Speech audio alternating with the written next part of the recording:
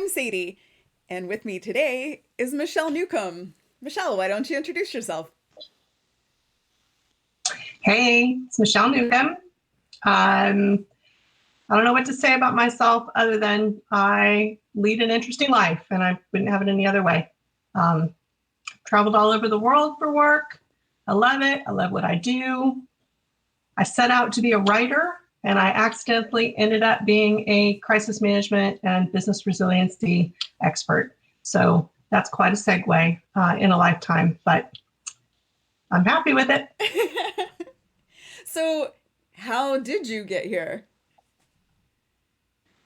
So I think the thing about writing is that you have to plot. And I actually have an MFA in poetry, which is crazy when you think about what I do for a living, but I make amazing checklists.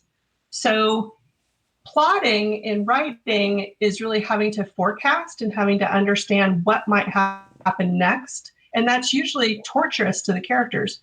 What torture might you have to put them through in order to advance the plot? And somehow that magically became being a crisis management, security, resiliency expert because I can always think ahead 3 steps. How I got here directly is that I was at a bingo night, my children's elementary school, and it was a little crazy. Like kids were running around everywhere. The building was over capacity, and I happened to be on the board of that school. And some fourth grader pulled the fire alarm.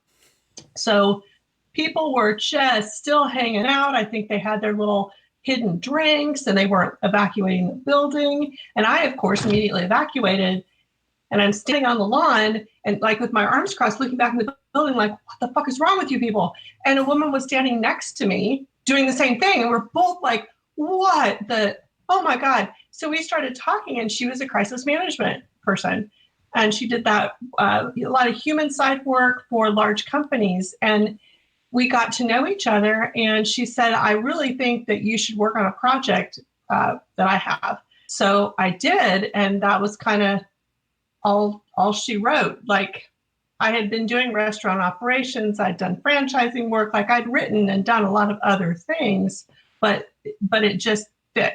Like it fit with how I think, it fit with who I am. You know, my family calls me the safety queen. So yeah, that's it. It's a really crazy story. Like a fire alarm at an elementary school bingo night led to my career. Right on. So, um, we're in the middle of a crisis. Indeed. Indeed. So, what are are your clients calling you, or are they too busy fighting fires? Have like what's happening with that? You know, I was on a huge project for 5 years doing a very, very famous social media company's data centers. And I had withdrawn myself from that project. I had gotten to the point of being burnt out with it. And I spent a year just really building my own business back up and honestly kind of getting over some burnout on my own behalf. So I haven't really built back up a massive client base yet. So yeah, when it happened, I've had lots of people reach out to me from my past, and honestly, I've been doing a lot of free stuff, like, oh my God, Michelle, I need this little thing. Can you do that? I don't have time to get you on an NDA. I don't have time to get you on an MSA, but can you just help? So I've done a lot of that kind of stuff, and really, I focused a lot of my efforts on average people. Like, what do people need to know to get through this? Because it's what I do for a living, and I have a tremendous amount of knowledge, but you know that can be translated to people. So Yeah. some of the things I've done, I started a Facebook page that it's the safety queen that a lot of friends asked me to because I was putting out daily posts. And one of them called me and she said, her name is Adrienne. She called and she said, Michelle, the world does not have access to you. And I feel like those of us that do are doing better at this. Can you please make your stuff public? And I really had never thought about that before. So I did. And it's been really interesting. And it's been good. It's been a good way for me to walk through this. So one of the first things that I tell people, the most important thing is there's only 2 things for you to think about or remember. And that is what you can control, which is really pretty limited when you think about it. And what you Right. can control is yourself, your family, your household. That's really it. Can you control your parents? Not probably. Can you control the government? Not so much. Can you control anything? Can you control what your neighbors are doing? No. So when you break it down that way, when you say you only worry about what you can control, you can push a lot of things aside, right? You can watch the news, you can look at the news, but you're not personally responsible and you can't do it. The second thing is, what can you exert influence over? And this is where your parents fit, right? Like I saw this coming. I was actually asked to go to Hong Kong in February for a large hotel system that was not having they were not responding well. And they considered having me go and lead their teams for a month. And it ended up that I couldn't because all the flights were being canceled. But so I knew this was coming. So I could exert influence over my own mother. She's in California, I'm here. I could start saying, all right, here's what you do. I could exert influence over my staff. I have a team of 11. And I could say to them, here are the things that you should be worrying about right now, and here's what you should do. You can exert influence over your local government. Right? Most of us live in cities, we live in municipalities. We can have some influence with our voices by what we say and what we ask for. But really, understanding what you can control and where you can exert influence are key to good mental health during a crisis. So those are the things that I've really tried to teach people. And that's been a big one. The other thing that I just posted about this yesterday is pause, redefine stuff. Are you going to be the best teacher for your children right now? Unless you have an education degree and love it, probably not so much. Are you going to be the best employee right now, the best worker? No, you're really not. Are you going to be the best boss? Like, no, you're going to do your best. Are you going to be the best spouse and partner? Well, my goodness, you've now been put in this situation where you have the joys and the pitfalls of constant togetherness. Are there going to be some renegotiations in your relationships? Yes, there are. If you can't act as though the status quo is the same. In my line of work, I do a lot of complex mechanical facilities, and one of the things we really work on is fire protocols and explosion and things like that. If a plant or a data center is on fire, the mission is not to continue making widgets. Right. Yeah. The mission is not to continue serving data.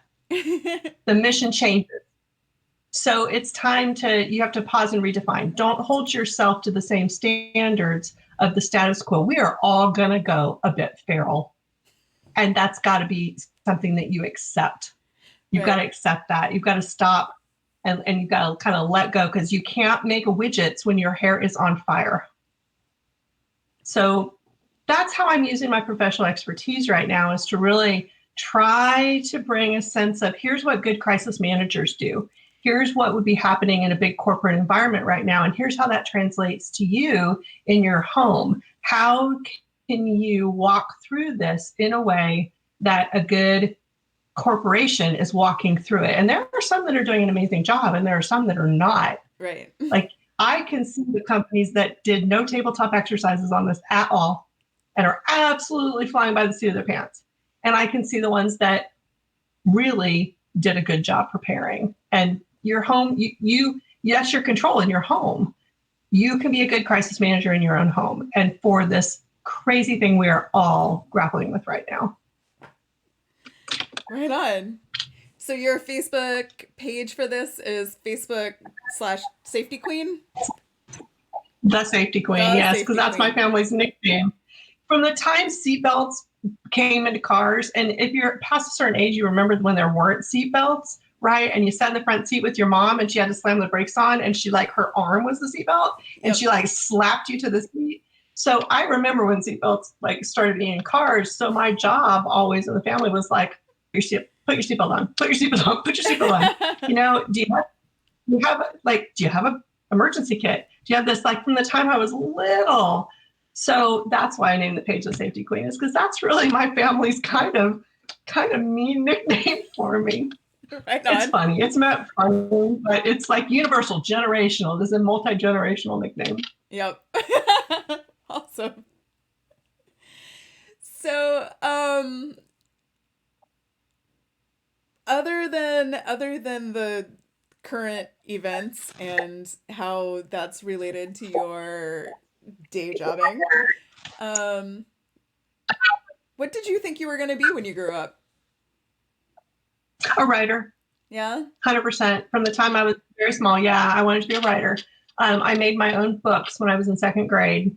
Like I still have them. Like I would the pages and write all in them and make little covers. I always wanted to be a writer. That was really what I wanted, was to use words.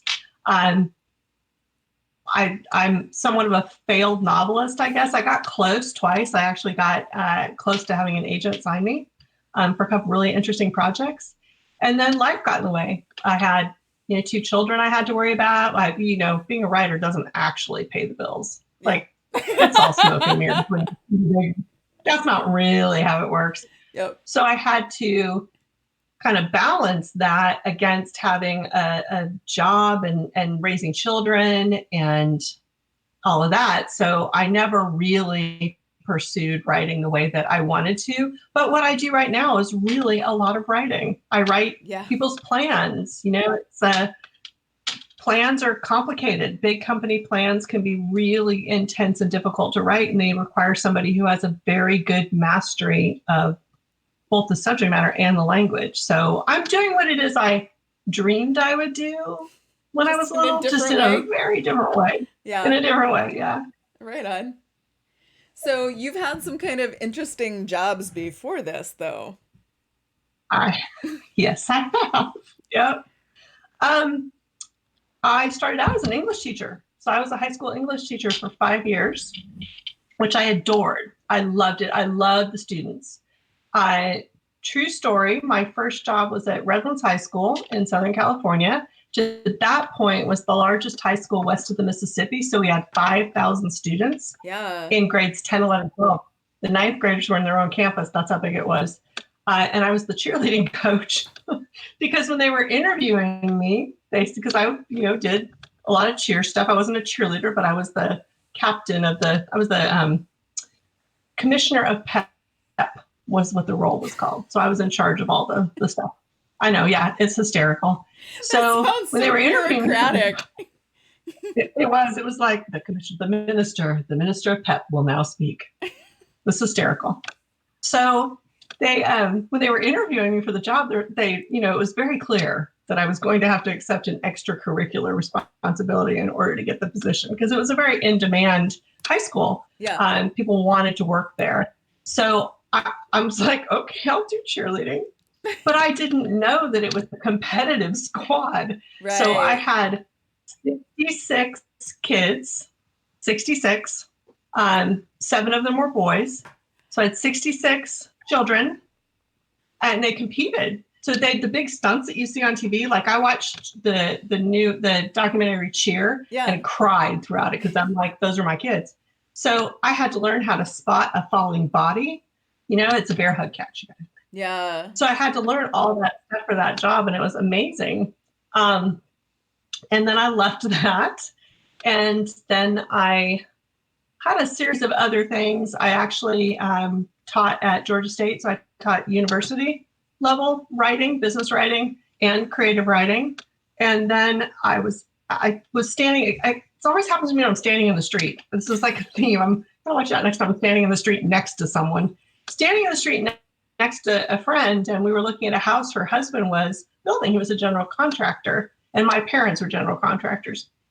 But I said, I don't know that color is working on that house. That's a little, I would see that, with the sun in it needs to be this shade. And she's like, yells for her husband, Dennis, get out here.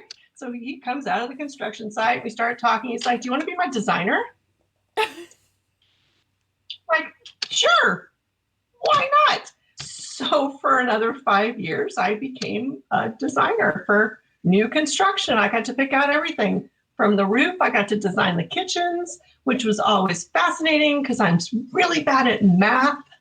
So everybody had to check my cabinet calculations very carefully. But I did that for 5 years, and it was fun. It was a riot, and there was a collapse in, I think, like 2003, 2005 with funding in the building industry, and he stopped being able to pay me, and I was done with it at that point. But yeah, I still have people from that era that ask me. I had one client that said, "I'm going to be out in your driveway in a minute. Can you come out and look through the window and tell me which towels I should keep?"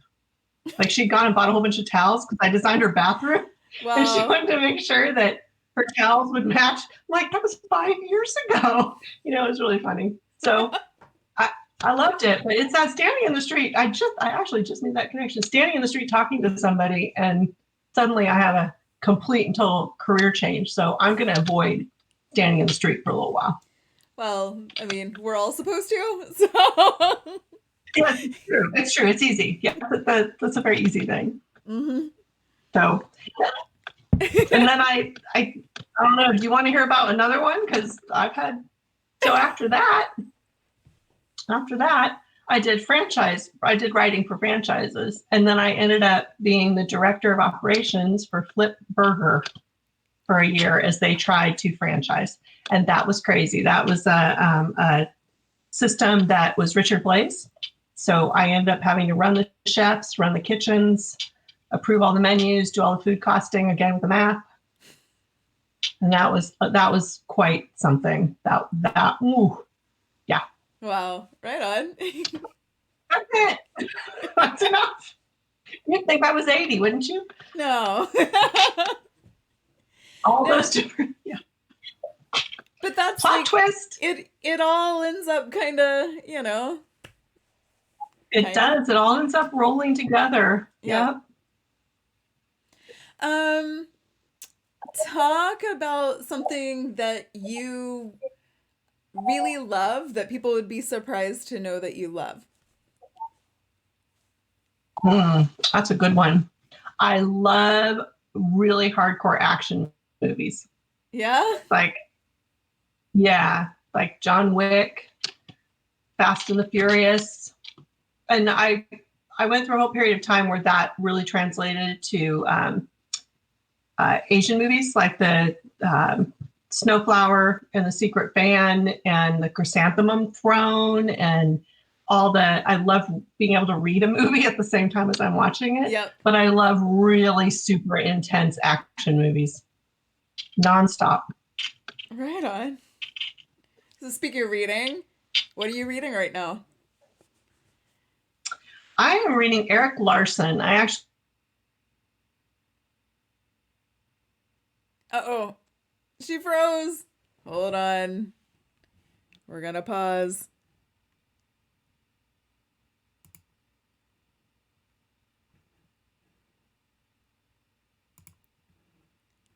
I'm gonna reload.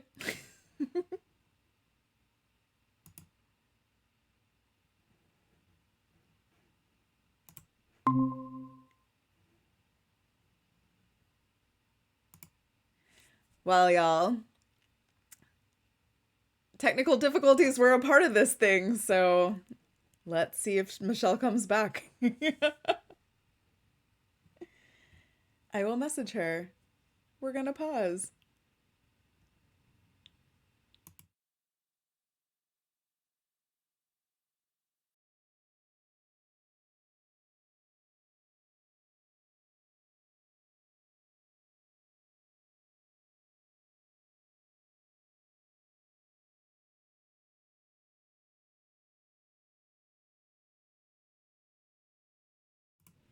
And she's back.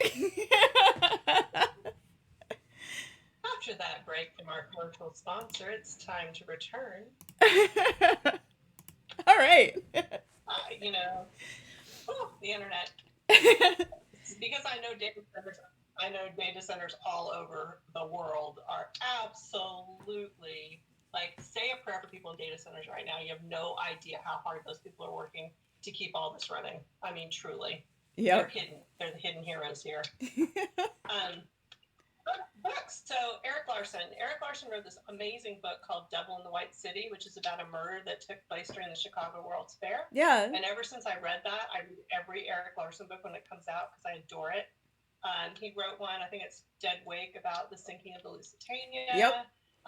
Great. He's an amazing author because what he usually will do is tie. It's all real life stuff, and he does a lot of primary research, but he layers it with narrative. And the one that I just finished is The Splendid and the Vile, which is about the first year of Churchill's uh, time as prime minister during the London Blitz. Truly moving book. It was actually somewhat hard to read because it so mirrors sort of what's going on in America, only we don't have Churchill. Right. So it's like to see how Churchill, like I read it from the lens of how good a crisis manager is Churchill. Mm-hmm. And of course, he succeeds beautifully. He's an amazing crisis manager, which is why Great Britain is not, great New Germany right now. So it's a story of deprivation.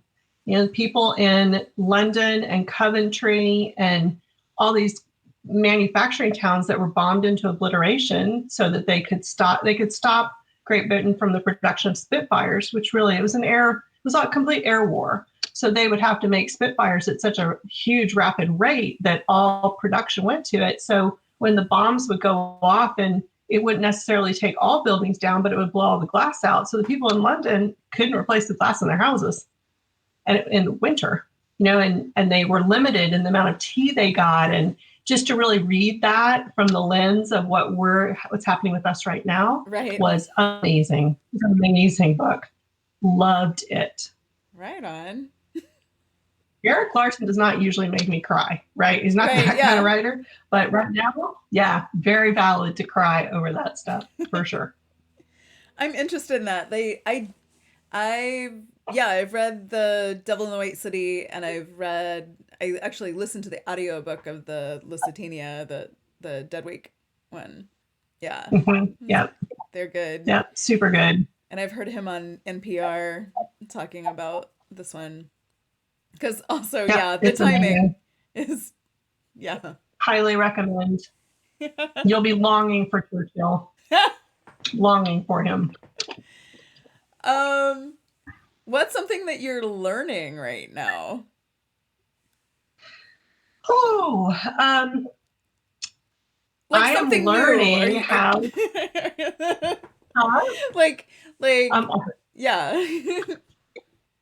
I'm always learning stuff. I am learning how to mosaic on concrete block and build walls out of glass bottles. Oh, cool. I have an area. We'll see. I have an area in my garden we've always called the secret garden. We have an outbuilding, which is where I'm sitting right now. Hence my sewing table behind us. It's my studio. So we have this outbuilding, and then there's a space that's probably 20 by 30 in between the building and our neighbor's fence. So it's fairly decently sized. And we've always called it the secret garden. And really, it's just a whole bunch of dirt. Right. There's not anything there. So I've been saving up glass and tile and dishes and all this crap for 20 years to make a mosaic against the wall, because it's a concrete block building, as you do in the 60s. So I'm trying to teach myself how to do that, and then we're going to make all the kind of planters are going to be made out of glass bottles. My son, up until the incident, was working back of house at Corner Tavern points, and they have a bottomless mimosa on Sundays, which means they have a bajillion champagne bottles. Yeah. So he gifted me one Sunday with 60 champagne bottles. So, and I'm making everybody drink, like all the drinks we are drinking in my family right now have to come in green bottles. So if you want it and it doesn't come in a green bottle, I'm sorry, I don't buy it for you. And I'm the only one going to the grocery store following all protocols. So I'm trying to teach myself how to make the garden walls out of green glass bottles. Oh, wow. That's interesting. We'll see. Cool. See how it goes.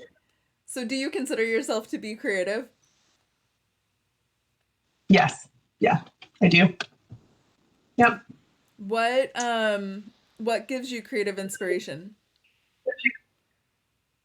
Music and reading, usually. I listen to music all day long, and I get a lot. It feeds a lot of my So I think creativity is so multifaceted. And if you only limit yourself to looking at one thing for inspiration, you miss out on hitting a different sense. So because so much of what I do is visual and is written, like words, you know, if something audio will trigger a lot of creativity for me because it's a sense that I don't like. I can't sing, I can't play an instrument, like none of that. So it hits something that helps with my creativity.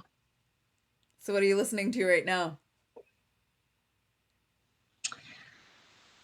I'm actually listening to a lot of loop troop rockers. So one of the data centers that I supported was in Sweden. So I went to Sweden 3 or 4 times a year, and I decided when I was in Sweden that so going to Sweden was an amazingly fantastic experience for me. Am I freezing again? No, you're back. Okay, okay. I'm trying to freeze like in an attractive way, but that's just not possible to control. Right. So I did a 23andMe test, and I ended up being like, I don't know, 7% Swedish, which was not surprising because when I gone all over the world and all over the world, I stick out. Like I'm 5'9", all this hair, bosomy, all that stuff. And I mean, you can spot me in a crowd. Right. But I went to Sweden and people would speak Swedish to me. Like I look like half of every other woman in Sweden. I fit in completely. So I decided if I was going to be going to Sweden so much and I was feeling this like real kinship with Stockholm and Sweden, I was going to look at the art. I was going to examine the food. I was going to examine the music. And I discovered these Swedish rappers called Loop Troop Rockers. And I listen to them all the time. They are my favorite kind of thing to listen to. Right And I on. have a playlist, like I love Spotify, where it does the related. So I have this whole playlist, at least Swedish rappers, no idea who I only know Loop Troop Rockers, and I have no idea what most of them are saying. But oh my gosh, I love it so much. Right on. That and Yo-Yo Ma. I mean, Yeah. I swap back and forth between Loop Troop Rockers and Yo-Yo Ma. Right on. So, You know? in addition to Sweden, you've been all sorts of other places around the world. What are some of the most notable places that you've Yeah. been? Singapore is amazing. Singapore is like you look, it's so clean, and it's so clean because it's really locked down. But what's fascinating about Singapore that you don't really think about, we don't think about in Western culture, the positioning of countries because we're so used to being ourselves, right? We don't really worry about our neighbors as well. We worry about Mexico, but it's different. So Right. Singapore is this island nation really surrounded by some pretty threatening neighbors. Yeah. Like they're really aware of that.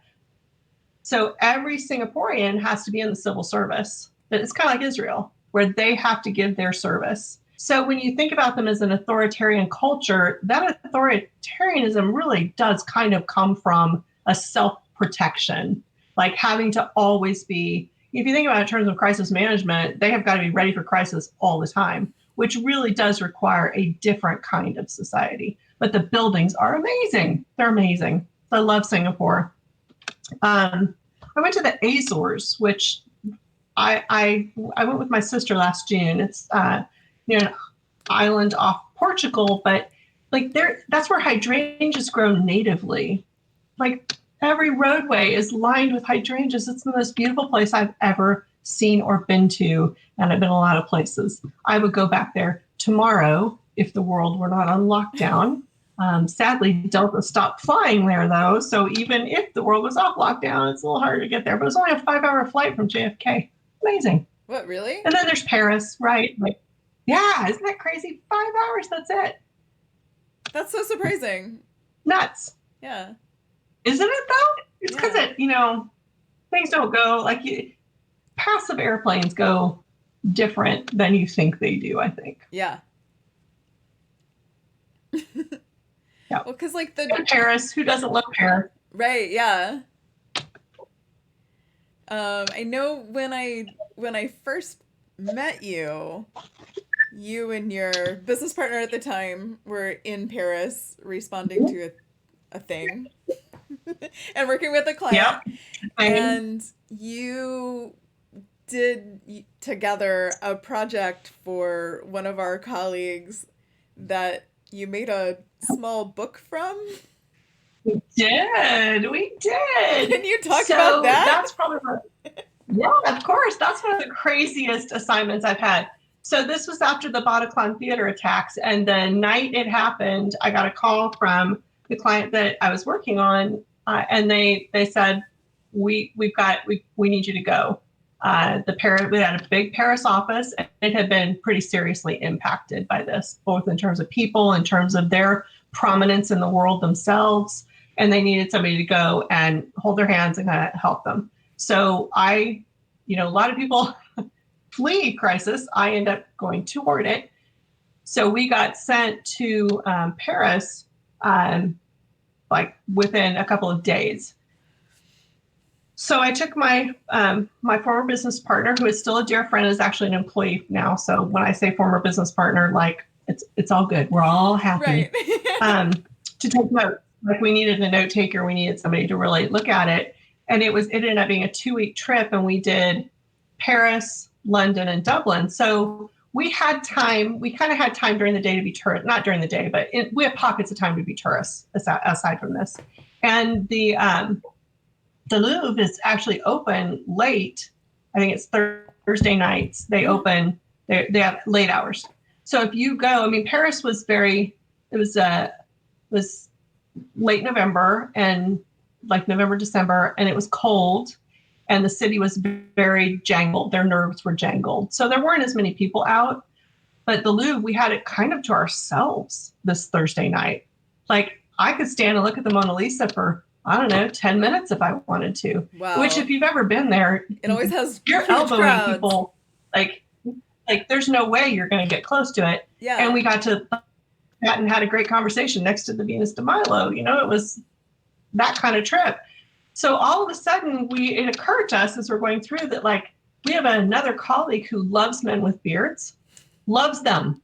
Like, that is her thing. Melissa is so adoring of men with beards. And we're looking around at all these statues and all these paintings, and by golly, they've all got beards. So we started taking pictures of everything with a beard, everything with a beard. Lions, like Egyptian mummies, like everything in the Louvre that had a beard. I have a picture of it. So we made her a book, and we did we matched the pictures with little rhymes and limericks and some really fun, dirty things, because that's the kind of person she is and would appreciate that. And we called it Bearded Men of the Louvre. So it's a 2-volume issuance, 2 volumes. So one for us, one for her. So we made a book out of it. And we actually did this at night back in our hotel room, so that we could have it shipped to her before we were even home. And it was maybe one of the funnest scavenger hunts I've ever been on, because we went then back through, like we were like, don't tell the Louvre this, but we would run through some of the corridors because we needed to get to the next thing with we're like, oh yeah, no, Renaissance. Yeah, there'll be beards in here. Modern, no beards. Like it was a free for all in the Louvre. So fun. Such a fun time. That's pretty awesome.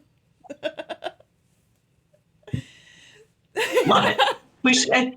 If the Louvre were not so locked down with their copyright, like of course they are, they will go after you if you publish a picture taken in there. They will go after you. Right. So I wish we could publish it, because I think it would have an audience outside of just Melissa. But I do not want to get into a copyright infringement battle with the Louvre. Right. Totally. Not in my lifetime objective. um So tell me about the most challenging project that you've ever worked on. Oh boy. Like ever, Oh, ever. that's a rough one. Ever. Um, Actually, it was one of the houses I designed. So it was an amazing I mean, I've had some challenging projects. I'll give you a couple. This one's the most though. It was a house we were designing for a gentleman who made his money owning bars and restaurants. Uh, I think some of his money may have come into his possession in slightly irregular manners. Anyway, he partook also of his business in a way. So I'm trying to design this house for him. And we had these design meetings, and he's supposed to show up at 10. And we learned pretty quickly that when he shows up at 10, we're going to have like a cigarette and a cup of coffee for him because he has rolled right on out of his vehicle where he has been probably passed out all night. My assistant was really good. She'd be like, please sit now here, sir. And here's this, and here's your coffee. And oh, it was really rough. But through the course of this, like it was like herding cats in a way. So he bought a Lamborghini, and his house was one of those where it had entry on the bottom, but it was this driveway that went down and around. We had to completely regrade and re-pour his driveway because the Lamborghini that he bought could not make it down the driveway and into the garage. So that was like this crazy hurdle. We were at Georgia Lighting picking up the lighting fixtures. So you sit down at the lighting place, and you've got your budget, and you style and things out, and then they order them, and then they deliver them to that actual house. So he found a light fixture that he liked for outside, and there were 12 of them, and they were like $400 each, which was his entire lighting budget for the entire house. And this was just the outside fixtures. And I said, Ben, I just want you to know that this is gonna go over your budget. And he said, oh, okay, Michelle, okay. And he stood up in Georgia Lighting with the sales rep right there and pulled out of his deep pants pockets, like, I don't know, it's probably $30,000. And like, let's just pay for it. I'm like, no. I don't take, no. It's not. Oh my goodness, yeah, it was hysterical. There were so many things in that like the color to paint the outside of the house was already on another house in a somewhat sketchy neighborhood. And he came and picked me up in the Lamborghini. Like he called, and it was like 11:30 at night. Michelle, I found the color. Like, okay. He's like, no, I'm in front of your house. So I get in the car and we drive over there, and we're outside this house, and he's like, bring the fan deck. So I've got my fan deck. We're trying to match the color. In the dark. That was hard. That was a really hard one. Yeah, it was hard because there's so much like. Then he guy had a broken heart. Like,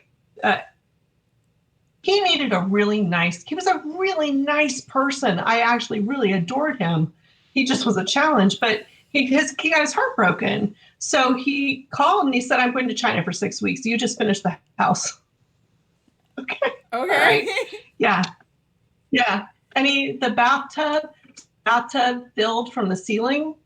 So the math required to correctly calculate distance and splash rates and all of that stuff when you're going to fill I used string, and the plumber shot it through with a blowgun so that we could test it.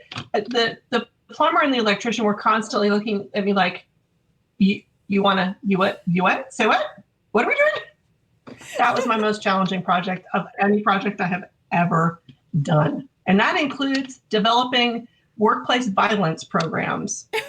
The hardest, which are really hard. The hardest topic I ever have to work on, the one that there are several things I cry over. Like, I do a really good job for my clients. I work really hard because I understand that at the other end of the things I write is someone's life, right? That's a pretty big responsibility because of what I do, because I also do security, emergency response, all that stuff. So the hardest one is Code Adam. I have retail clients, and Code Adam are the protocols that a store follows when there's a lost child. And you have to stop and think through every different aspect of that. What are your entrances? What are your exits? How long do you wait? What do you do? What do you tell people? How does that all work? And writing those is always super hard for me. I cry a lot when I write those guidelines because I'm a mom. I lost my son on the beach on the 4th of July one year when he followed my mother somewhere. And that's hard. The other one that was super hard that's challenging is tsunami.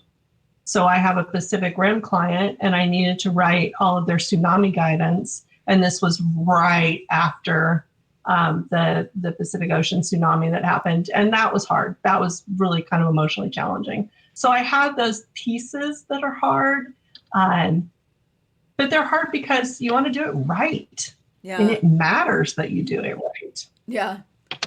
Because people are going to use it to make decisions. And yeah, totally. That's right. And if you've missed something or you haven't accommodated something or you haven't given them guidance they can use, then you haven't done right by them. Because they're when you write it, you're not operating under adrenaline. When they use it, they are, which is why everything in crisis management is so checklist driven, is because adrenaline shortcuts your long-term memory. So you can't stop and think. Yeah. So yeah. How's that for the gamut? Right, totally. So, your children are just out of high school. I guess your daughter is just about out of college. Yes, theoretically. Theoretically, if all that happens this year. Yeah. So, one of our neighbors has a son that I think is maybe a year younger than your daughter.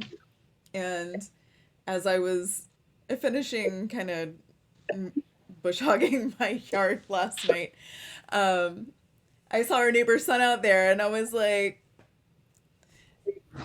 so if I throw the peace signs at a Zennial, whatever they are now, like, is that like Zennial, the old fogiest thing I could possibly do? Is that like so uncool?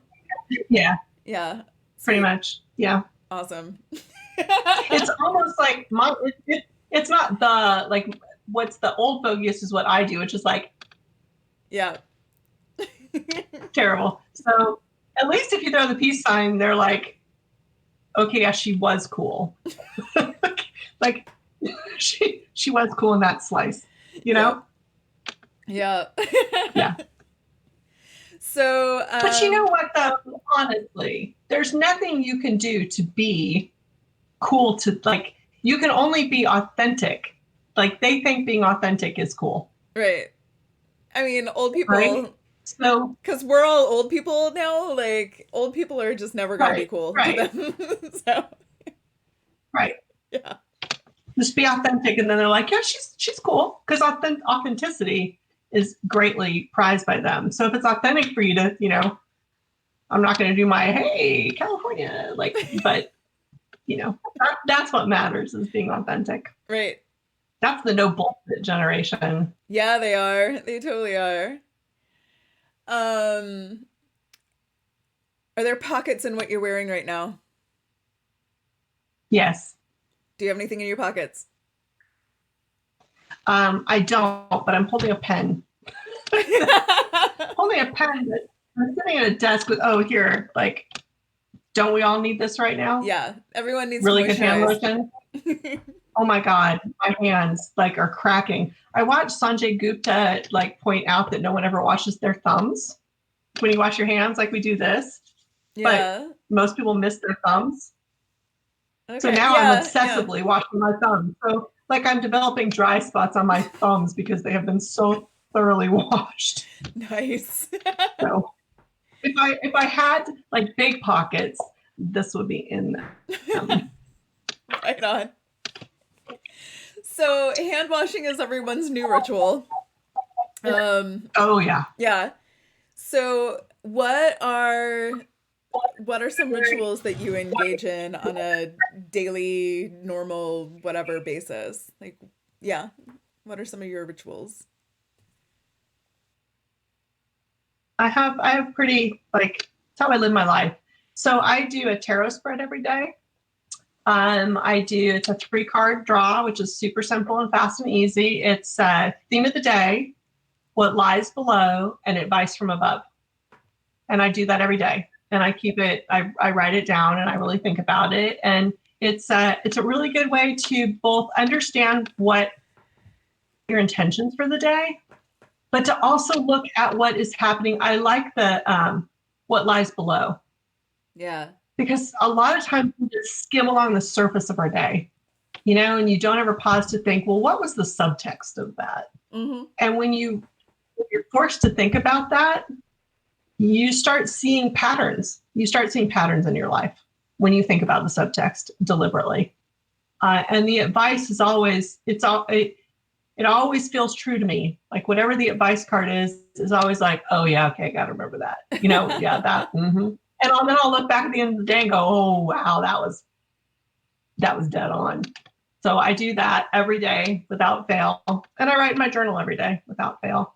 And I'm very lucky that my kids are older. My gosh, it's a good thing to not be having tiny children right now, although I would handle it. But I'm glad that my son is 18 and sleeps until 1 o'clock in the afternoon. And my daughter is off in a trailer by UGA. She's sequestered herself with her best friends. We're all good. But I wake up every morning before everybody, and I go and I sit in my favorite chair and do my tarot spread and drink my coffee. And I start my day in a very peaceful way, a meditative way. Right And on. that's a big part of my daily ritual, is that how you start your day. So how do you recharge? Um, Action movies. Right on. Circling My on my back. my brain, yeah, my brain goes, as you can imagine after talking to me this, my brain is constantly cycling. Like I have one of those brains that just does not ever shut off. Yeah. And I've learned to use that to my advantage. I don't let it's not that I spin into unproductive thoughts. Uh, but one of my best ways to give my brain a pause Mm-hmm. from thinking is by watching action movies, because they involve everything. They involve all your senses. You've got sound, which is big and explosive. You've got a lot of moving things. And if I'm super, super needing to recharge, that is when I will pull out Asian subtitled movies, because then you've got exploding things, lots of moving and reading, Yeah. right? So your brain cannot do anything else. That is all it can do. And it ends up being very refreshing for me. I feel really good when I'm done. I know, right? Yeah, yeah. Murder and mayhem. Like the chrysanthemum throne is like everybody dies, everyone. And like at the end of it, I'm like, oh, I feel so much better. Like, I don't know. There's, it just works. Right on. um, what are you looking to for inspiration right now? Um, my grandmother. Yeah? Yeah. My grandmother passed away when she was 95. And she was born in 1913. And she, like her lifetime, if you think about America, like her lifetime was encompassed some of the most challenging things anybody could face. We got her on video at the end of her life, and she was telling, we got her telling stories. And one of the stories she told was being a little girl and watching the Western Union boy drop dead in the street. And that was the Spanish flu. And then Right. she got sick. She grew up in Kansas, and the Spanish flu actually came from Kansas. It came from a pig farm, which we know now, but of course we didn't then. So she spent most of her, the year she was 6, fighting to survive from that. And then, and she has another story about the Dust Bowl, right? And putting wet towels in front of all of the doors and windows at night, and Yeah. how they would be just blood red in the morning, because that soil coming from Oklahoma was like bread flour, and it would go everywhere, Yeah. and having to turn her 2 souls inside out, and just really the deprivation of that. And then, she was the first female bank officer in the state of Kansas. My grandmother would have gone to school to be a lawyer if the Depression hadn't happened. She was incredibly smart. And she's like a Mensa member, like my grandmother's my idol. So she did not meet my grandfather until she was 30. And Whoa. he Back then, that was, was like yeah, totally old. very, really, really. And he was a high school principal. But he was born and raised in Rooks County, and where my grandmother was Mitchell County. And because the local draft board was who got to decide who was drafted for World War II, they would always pick anybody not from that county if they could. So my grandfather was a 36-year-old high school principal and got drafted for World War II. Whoa. And they weren't married yet. They had just been dating. Yeah.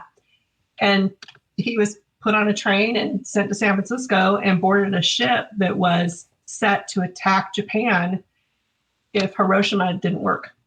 So they were separated, for all that period of time. And when he came back, he'd had a fall on board ship and it gave him epilepsy. So when he came back, he was kind of a different person a little bit. They still got married and all that stuff and had my mom. My mom is an official baby boomer because it was like, get married, baby. Yep. But just if you think about those things, by the time she was 32, she had survived the Spanish flu, survived the Great Depression, survived the Dust Bowl, survived the only man she really ever loved being sent to war. Like, that's a lot. Yeah. And that's totally. my inspiration, right? My grandmother was the most positive, lovely person. When she passed away, the letters and cards from people, she loved to travel. She had visited every continent, but she was the kind of old lady that by the time she got off the airplane, like, she was best friends with her seatmate. And we didn't even know those people, but so many letters, so many remembrances poured in. She was a realtor for most of her life. And she had a special fund she would use. And if she thought, I'm going to get teary about this, Sadie, if she thought a young couple could just almost afford their down payment, but not quite, she would off record loan them the money for the down payment. Oh, that's super sweet. And she did that for years. Like, her books and the payments were tiny. She would have tiny payments, but everybody had a payment book. And, she was very known for doing that. We called her the Bank of Loretta. And she was just, I know, it's Bank of Loretta. She was just an amazing person. She was so positive and so forward. She was so forward looking. I got my first tattoo I got on my ankle, and it's Kali Ma, the Hindu goddess of change. She's always depicted, with her hair on fire. And my mother was just really kind of beside herself because I was 30 when I got it. I was not young. Right. But my grandmother came to visit me in Atlanta, and she looked at it and she said, I think that is just beautiful. And I think it's great that you did that. Aww. Like, she was always interested in what was forward. And I think she learned that by always having only forward to look forward to for great, huge periods. Yeah. Yeah. Wow. That's my inspiration. I think of her a lot these days. Yeah. Well, we have just about used up our hour. And so, last question, and then I'll let you go. What's the best piece of advice anyone has ever given you? Oh, you can't spoil your children. In that you shouldn't, or it's not possible. Right. That it's not possible. So you can spoil your children if you treat them with love. Like, if you treat everybody around you with love, that doesn't mean you don't discipline them. That doesn't mean you don't give them guidance and structure. It means that you can't spoil them by loving them. Yeah. Right. Yeah. You can't spoil them by not being present enough. Right. Like, you can't actually spoil your children. You can spoil them by not giving them good guidance and not giving them boundaries and rules and those things, but you actually can't spoil them by loving them. That's interesting. Yeah. Cool. Well, thank you for your time. And I will add a link to your Facebook group or your page to this. And yeah, thank you, and have a great weekend. Have a good rest of your day. Fun, Sadie. It was worth doing on. I haven't had makeup on for like 10 years. So, I mean, I'm really thankful for the opportunity to actually put makeup on. I might go take it off now, but Awesome. Well, thank you. thank you. Bye.